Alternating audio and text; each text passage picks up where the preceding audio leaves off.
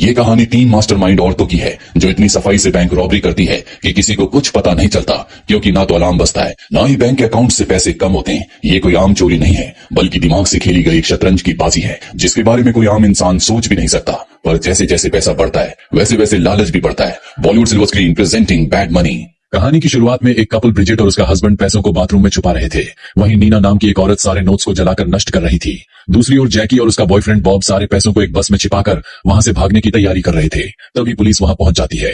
Bridget पहले से जानती थी कि पुलिस किसी भी वक्त वहां पहुंच सकती है, इसलिए वो एक बैग में पैसे भरकर वहां से भाग निकलती है। यहाँ से कहानी 3 साल पीछे चली जाती है। एक दिन जब ब्रिजेट अपनी पड़ोसी की पार्टी में जाती है तब उसे पता चलता है कि उसका हस्बैंड उनका घर बेचने की तैयारी कर रहा है।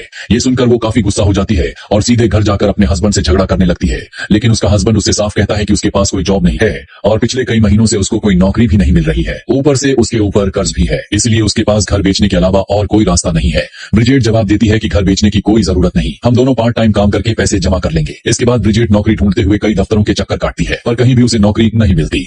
एक दिन उसकी मेड आकर कहती है कि जो चेक उसने दिया था वो फिर से बाउंस हो गया है, इसलिए वो अब उसके यहाँ काम नहीं करना चाहती। लेकिन मेड उसे एक आदमी का नंबर देती है जो उसे काम दिला सकता है और बहुत जल्द उस आदमी की मदद से ब्रिजेट को फेडरल बैंक में क्लीनिंग स्टाफ की नौकरी मिल जाती है। एक दिन जब ब्रिजेट बैंक के कंट्रोल रूम की सफाई करने जाती है तो वो सीसीटीवी में बहुत सारे पैसों के बंडल देखकर हैरान रह जाती है। तभी उसका बॉस वहां पर आकर उसे वार्निंग देता है कि यहाँ पर कुछ भी गलत करने के बारे में मत सोचना, क्योंकि हर जगह कैमरास लगे हुए हैं और हमारी नजर हर किसी पर रहती है। खैर, बाहर निकलते समय ब्रिजेट की मुलाकात नीना नाम की महिला से होती है। वो बैंक में फटे पुराने नोट्स को डिस्पोज करने का काम करती है। ब्रिजेट जब उन नोट्स को चूर चूर होते देखती है तो उसका दिल दुखी हो जाता है। इसके बाद शाम को जब ब्रिजेट सुपरमार्केट में खरीदारी करने जाती है, जहाँ पर रखे लग्जरी आइटम्स को देखकर उसका भी मन लग्जरी आइटम्स को खरीदने का मन करता है, लेकिन ये सब खरीदने के लिए उसके पास पैसे नहीं थे। वहाँ पर घूमते घूमते उसकी नजर कुछ तालों पर पड़ती है जो बैंक के तालू जैसा दिखता है। ये देखकर उसके दिमाग में बैंक से पैसा चुराने का एक खतरनाक आइडिया आता है। अगले दिन वो सबसे पहले बैंक जाकर सारे सीसीटीवी कैमरास को चेक करती है कि कहां कहां कैमरास लगे हुए हैं और सब कुछ ऑब्जर्व करती है कि पैसे कहां से कहां और किस तरह जाते हैं, कौन सी चाबी किस ताले को खोलती है, और ये सब ध्यान से नोटिस करती है। उसे पता चलता है कि कुल 3 मेन चाबियां हैं।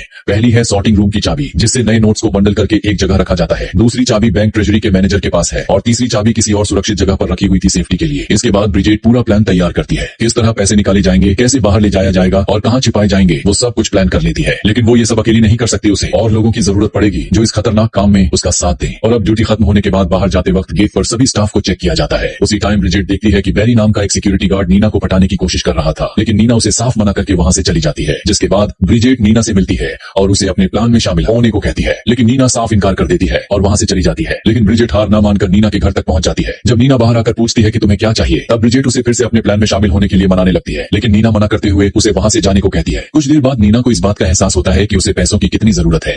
वो अपने बच्चे को अच्छे स्कूल में पढ़ाना चाहती थी जिसमें काफी पैसे चाहिए, इसलिए अगले दिन ब्रिजेट नीना के लॉकर में कुछ अच्छे स्कूल्स के ब्रोशर रख देती है। देखकर नीना सोच में पड़ जाती है कि अगर उसके पास पैसे हों तो वो अपने बेटे को अच्छे स्कूल में पढ़ा सकती है। और अब नीना भी ब्रिजेट के प्लान में शामिल होने के लिए तैयार हो जाती है। अब उन्हें एक और साथी की जरूरत थी, इसलिए वो जैकी नाम की उस लड़की को अपने साथ ले लेती है जिसे हमने कहानी की शुरुआत में देखा था। वो तीनों एक बार में मिलती हैं और आपस में पूरा प्लान डिस्कस करती हैं। तीनों तय करती हैं कि बैंक में किसी को पता